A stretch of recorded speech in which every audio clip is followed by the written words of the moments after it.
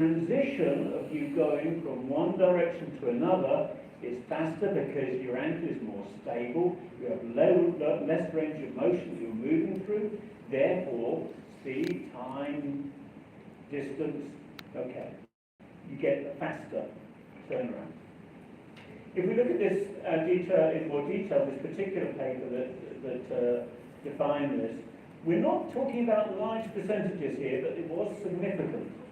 So on 2 different test sessions, without the brace was 9.63 seconds for this shuttle run time, and it was 9.5 seconds, and then 9.5 to 9.35. So there's a little bit of a training effect there, but regardless of the training effect, the ankle brace still reduced on both occasions the shuttle run time. Now, whether or not that's really clinically important is questionable, but it's statistically significant. So we'll let it stand as it is.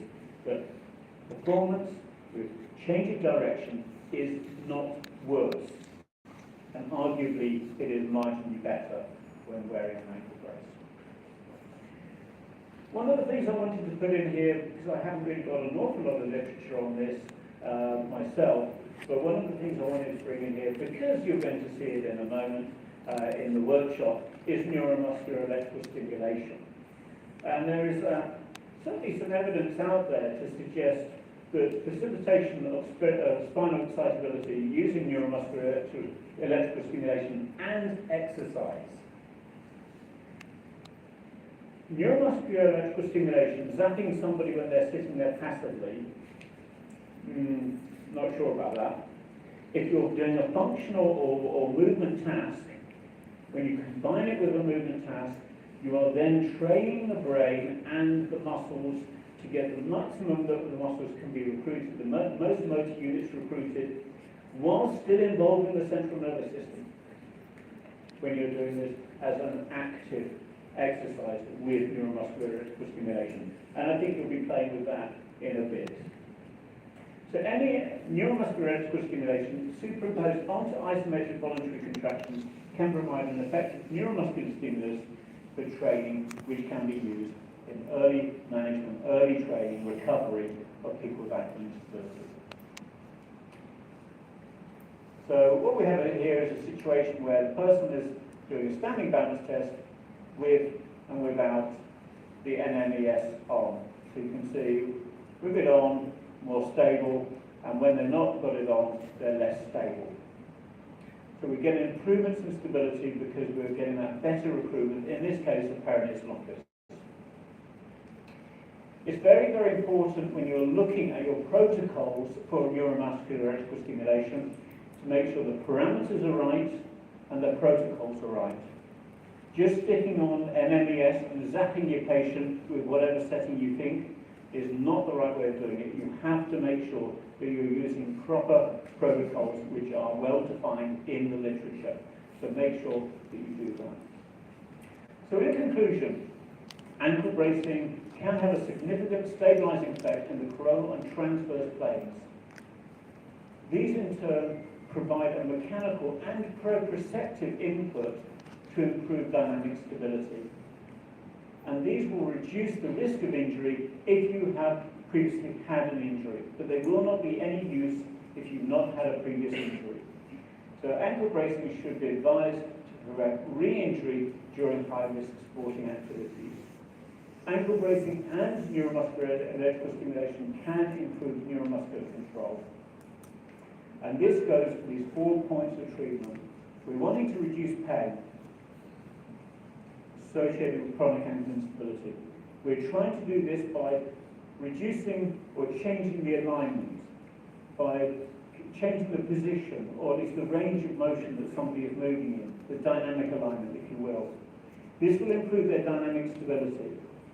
And also with the neuromuscular electrical stimulation, you're also going to be improving the strength, the motor unit recruitment of those muscles to make sure that they are available, the motor units are available when the athlete is needing them to control the ankle. And I will leave you with one thing, one proverb. This is from Brent Arnold, who, as I mentioned earlier, Brent has helped me with a number of things. He's now at Indiana University, and I'll just read this. May God turn the hearts of our enemies, and if he cannot turn their hearts, maybe turn their ankles so we will know them by their limping. Thank you so much.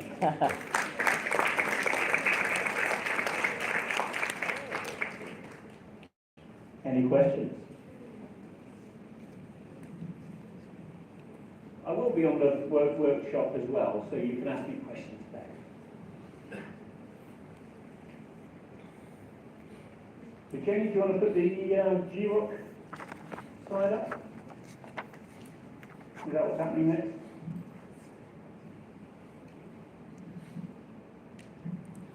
Okay. Apparently I'm doing this bit. I have to point out, I am not being paid for this.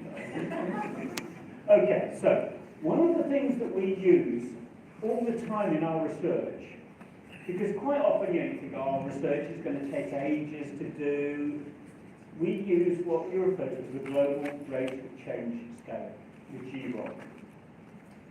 And what we do, after an intervention, we will ask the individual to tell us, in this case, how their stability has changed. You could put anything in here, stability, pain, function, but for this we're going to use stability. So as a result of the intervention, and this could be an immediate effect, it could be an effect over 2 weeks or 4 weeks, you ask, how has your stability changed? Was it much improved? Through to much worse. And in the middle is no change. When we're scoring this, if somebody scores 2 or above, it means that there has been a clinically important change in that individual's stability.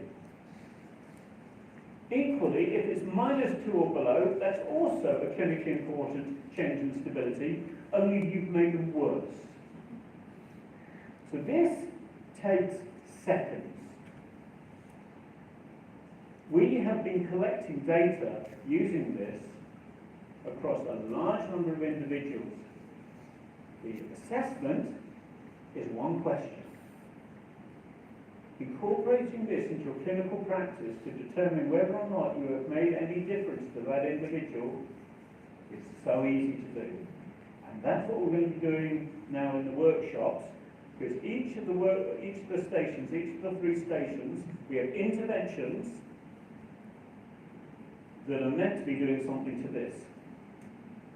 And what we want to know is how you perceive your change before and after the intervention, or before and during the intervention, to see whether or not you perceive the change as being meaningful. Okay? Very simple, very effective. It's evidence-based. It's not research, but it's evidence-based, clinical evidence-based. Okay, is that enough? Okay. Any questions then? Okay. So we'll have some questions during the workshop. Okay, over to you. Thank you. Okay, thank you. Please stay on stage. You get your certificate. Dr. Chung.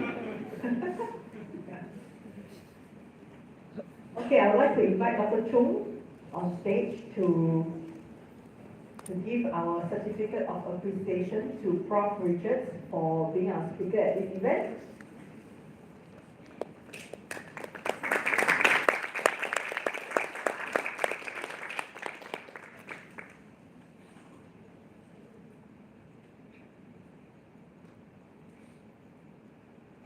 Okay, thank you.